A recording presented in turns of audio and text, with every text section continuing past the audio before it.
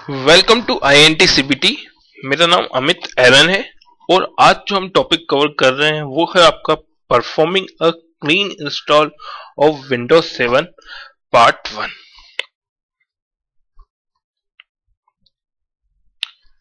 जैसा कि लास्ट कुछ वीडियोस में हमने बात करी थी विंडोज 7 को इंस्टॉल करने के लिए क्या क्या हार्डवेयर रिक्वायरमेंट्स होती है, विंडोज 7 के कौन कौन से एडिशंस हैं और कुछ बेस्ट फीचर्स के बारे में हमने एक ओवरव्यू जाना था। आज जो हम बात कर रहे हैं वो विंडोज 7 के क्लीन इंस्टॉलेशन के बारे में बात कर रहे हैं। Clean install means a fresh copy of Windows. Clean installation का मतलब क्या होता है? मतलब कि आप विंडोज की एक फ्रेश कॉपी को क्या करेंगे, इंस्टॉल करेंगे। आप मोस्ट केसेस में जो विंडोज इंस्टॉल करेंगे वो उस हार्ड डिस्क में करेंगे जो कि क्या होगी, बिल्कुल ब्लैंक होगी।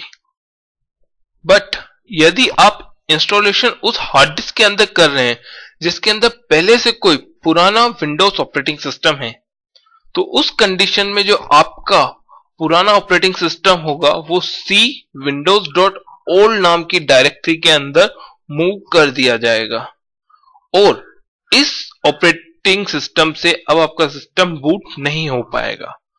बट अगर आपको इन द फ्यूचर में कोई फाइल एक्सेस करना है इस ऑपरेटिंग सिस्टम से तो आप बाद में भी उस फाइल को एक्सेस कर सकते हैं।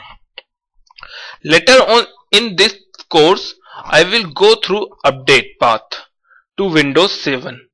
If no upgrade path is available, you may need to perform a clean install of Windows 7. For example, if you are running Windows XP, there is a no upgrade path to Windows 7. इस course में हम जो बाद में upgradation के बारे में बात करेंगे कि अपग्रेडेशन कैसे करते हैं।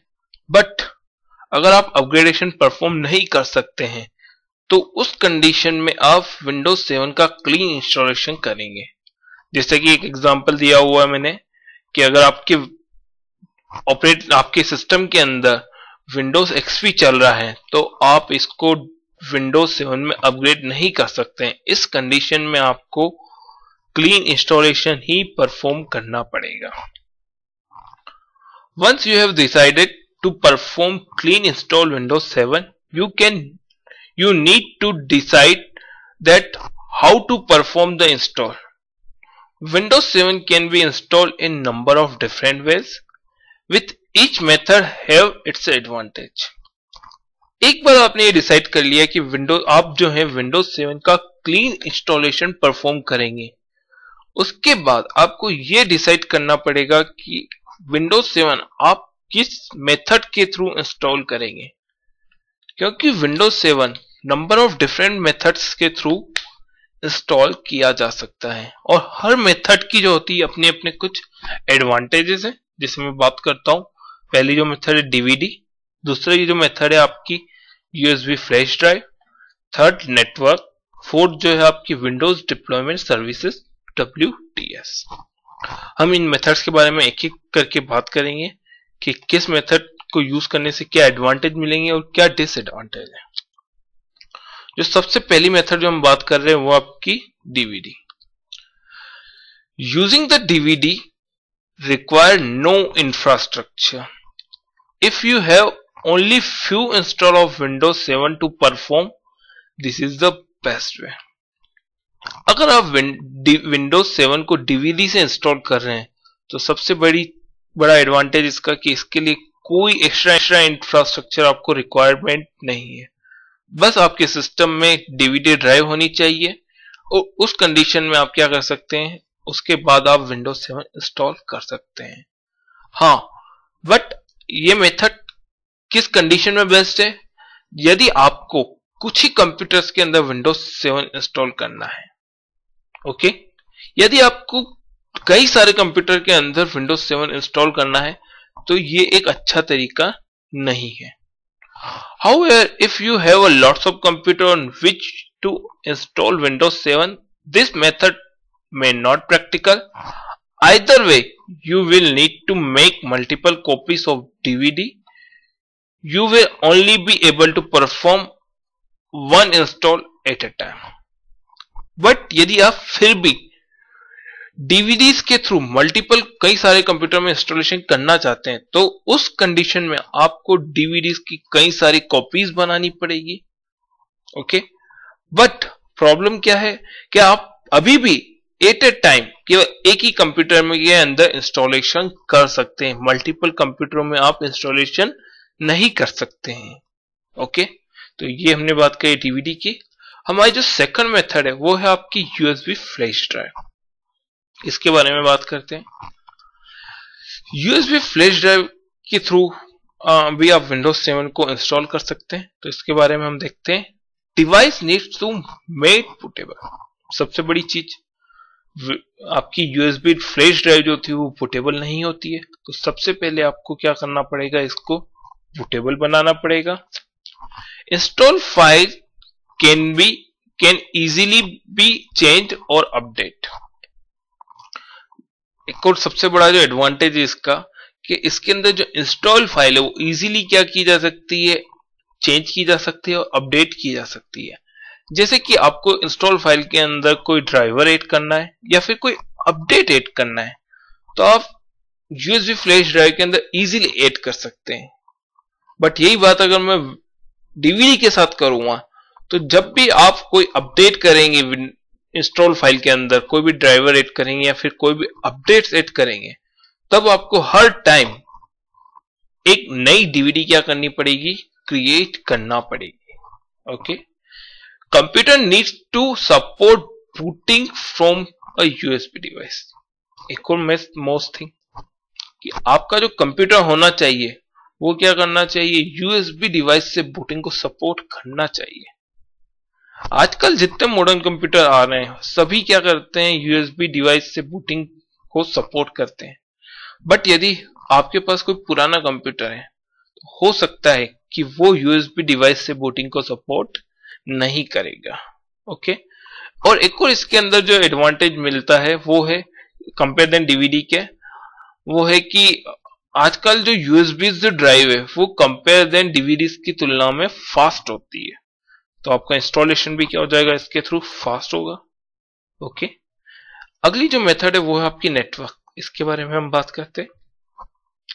If you have a lots of the computer on which to install Windows 7, you may want to place the setup file on the network। अब बात होती है, अभी तक जो हमने दो मेथड बात करी थी, मेथड्स की बात करी थी, उनका यूज कब आप कर सकते हैं, जब आपको कुछ ही कंप्यूटर्स के अंदर इंस्टॉल करना है।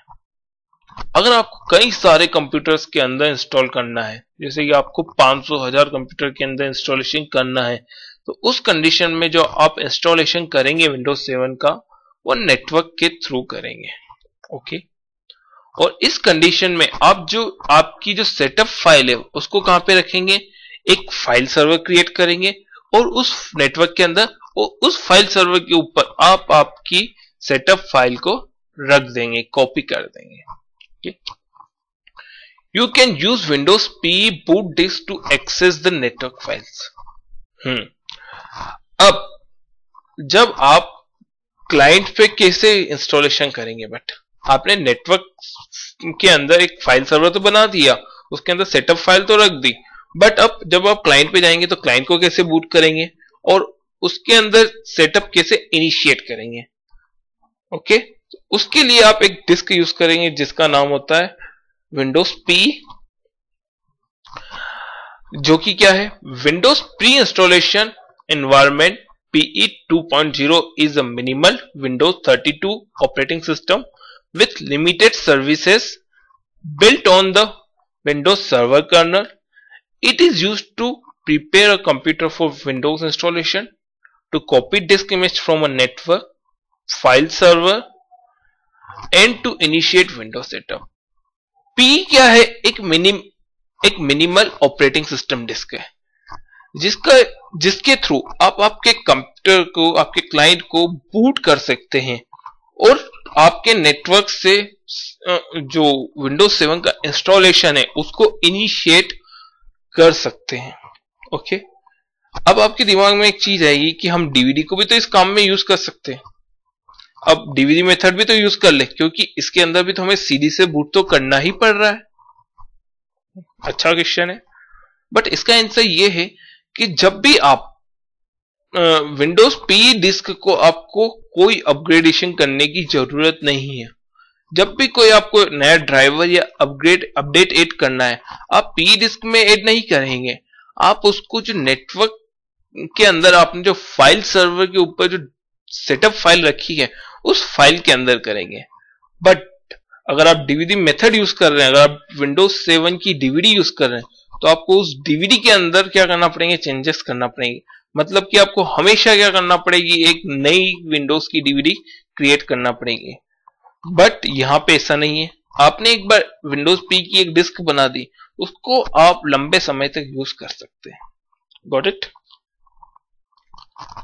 अब जो हम नेक्स्ट मेथड जो बात कर रहे हैं वो बात कर रहे हैं विंडोज डिप्लॉयमेंट सर्विसेज, जो कि है WDS। For the enterprise, you may want to consider more customizable solution for Microsoft. For that, Microsoft offers WDS। अब मैं बात करूं इंटरप्राइज के अंदर, एक बड़ी कंपनी के अंदर, जहां आए दिन आपको क्या करना पड़ता है, इंस्टॉलेशन करना पड़ता है। कई बार आपको टास्क दे दिया जाता है कि कुछ एक नया डिपार्टमेंट ओपन हुआ है, उसके अंदर आपके 500 कंप्यूटर दे दिए आए दिन, और उसके अंदर बोलते हैं आपको कि इसके अंदर इंस्टॉलेशन करो। तो ये वापस टिपिकल टास्क है। ओके, तो उस कंडीशन में जो आप यूज करेंगे वो यूज करेंगे आप विंडोज डिप्लॉय, आप क्या यूज कर सकते हैं, WDS सर्वर का यूज कर सकते हैं। Okay, WDS allows the client to boot from the network. एक चीज, नेटवर्क मेथड और WDS में जो बिगेस्ट डिफरेंस है वो क्या है कि नेटवर्क मेथड के अंदर आपको क्लाइंट को क्या करना पड़ेगा, आप जाओगे क्लाइंट के ऊपर और आपको एक CD इंस्टॉल करोगे जो कि विंडोज पी की है, और उसके बाद उसको बूट करोगे और नेटवर्क के थ्रू क्या करेंगे, सेटअप को इनिशिएट करेंगे। बट यहां पे ऐसा नहीं है, आप WDS के थ्रू आपके क्लाइंट को नेटवर्क से बूट कर सकते हैं। मतलब कि requires no software on client, मतलब कि क्लाइंट पर कोई सॉफ्टवेयर की रिक्वायरमेंट्स नहीं है। The biggest disadvantage of the WDS is require a lot of infrastructure, domain controller, DHCP, DNS, etc। सबसे जो बड़ी प्रॉब्लम है WDS की वो क्या है, यही कि इसको करने के लिए बहुत सारा इंफ्रास्ट्रक्चर चाहिए, जैसे डोमेन कंट्रोलर आपके नेटवर्क में होना चाहिए, DHCP होना चाहिए, DNS होना चाहिए। ओके, और एक और चीज, computer must support PXE booting. जिस क्लाइंट के अंदर आप विंडोज 7 इंस्टॉल करेंगे वो क्लाइंट आपका PXE बूटिंग को सपोर्ट करना चाहिए। अगर वो PXE बूटिंग को सपोर्ट नहीं करता है आप इस मेथड को यूज नहीं कर पाएंगे। वैसे आजकल जितने भी मॉडल जो कंप्यूटर आ रहे हैं, जितने भी कंप्यूटर हैं, वो सभी PXE बूटिंग को सपोर्ट करते ही करते हैं। ओके, थैंक यू फॉर, इस वीडियो में इतना ही। Thank you for watching video.